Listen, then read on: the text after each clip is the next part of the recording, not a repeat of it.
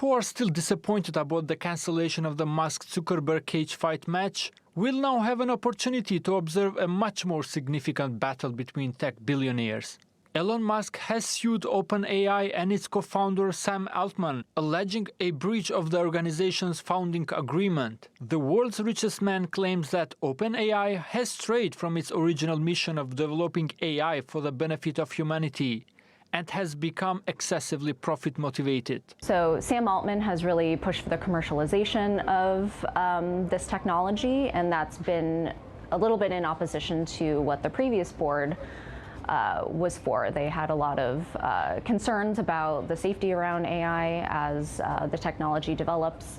Furthermore, Musk asserts that OpenAI has become a de facto subsidiary of Microsoft, the largest technology company in the world, after developing advanced AI for profit and licensing its latest GPT-4 model to Microsoft, as well as accepting a significant investment from them. Last year, the tech giant invested $13 billion in OpenAI, buying 49% of its business arm. OpenAI's deal with Microsoft is being scrutinized by competition authorities in the US, the EU, and the UK.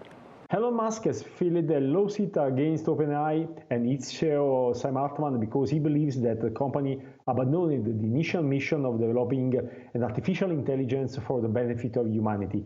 Musk is accusing OpenAI of maximizing its profits, especially after it has entered in Microsoft umbrella. Musk's beef with OpenAI goes way back. He co-founded it in 2015 as a non-profit alongside Altman and other tech moguls, and alleges he even gave it $44 million of his own cash. But he left OpenAI's board in 2018 after feeling that it was straying from its goals. Despite developing AI himself with xAI, made up of engineers hired from some of the top US technology firms he hopes to challenge, such as Google and Microsoft, Musk has long been wary of rushing the development of the tech. In 2018, he said that AI is far more dangerous than nukes.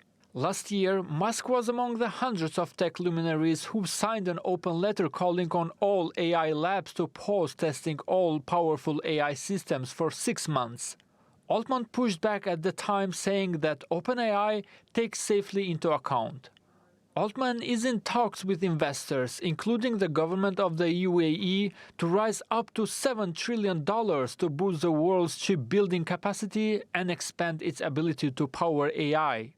The shift from benefiting humanity to maximizing corporate profits might be a dangerous precedent in the realm of AI development, and this case might provide more insights and shape the future of artificial intelligence. Abdulwahab Ayubi, TR2 World. Overwatch is amazing. Yeah.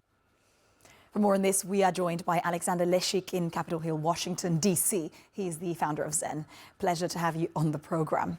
Right, so what's your view on the actual reasons as to why Elon Musk filed a lawsuit against OpenAI? Because he alleged breach of contract, but some analysts are pointing out that this may have little legal merit as there is no actual contract. What's your view on this? Yeah, that's very interesting. When I first looked into it, it was seen that OpenAI falls between the lines of an HELC and an SELC, so it's kind of blurred as to what they are as a company. But with the recent release of OpenAI's emails, their exchanges between Ilya Sutskever, Greg Brockman, and then Sam Altman, unless he has any other emails to release, there was absolutely no contract ever discussed or breached. He didn't refer to any contract. And he was actually one of the primary forces pushing them towards a for-profit model. At least that's what these emails disclose. Interesting, but after all, I mean, what do you think Musk can really obtain from this lawsuit?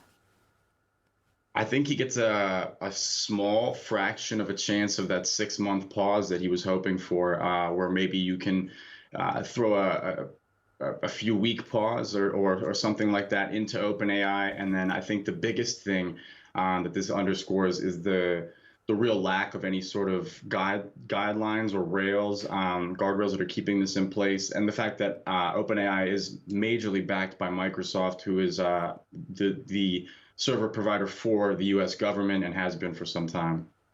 Right. Because the stated mission for OpenAI is to ensure that artificial intelligence benefits the whole of humanity. Is there any actual enforcement process, though, to make sure that OpenAI doesn't deviate from this stated mission or not? That's one of the things I think this will get a lot of people talking about. Last year, I think when we first spoke on this show, it was about Sam Altman's absence and OpenAI's crisis and kind of the power struggle for the top. And I think a lot of smaller to medium-sized artificial intelligence companies, I know myself included, and us, we took a look at what are we, we're relying on this company where, right now I think some of the biggest ethics and guidelines are just don't let anything happen in public, because there really isn't anything keeping any audits in place, any sort of stakeholder engagement. It's very behind closed doors, and the emails between Ilya Sutskever and Elon Musk show that they encourage and basically want to build an environment that empowers a closed door policy because of the stealing of ideas and proprietary models from businesses like Google. It was always meant to keep things away from Google, but with Claude 3, they have quite a few other models that could come for their title as well. So you're optimistic in general for the future of OpenAI then? Absolutely, yeah, 100%. With Microsoft at its backing, I don't have any doubts that OpenAI will be able to do exactly what they set out to do. I think a lot of this stems from OpenAI's Sora model, which is a physics-based real-world simulator. It's able to simulate actual environments and things that have never happened before.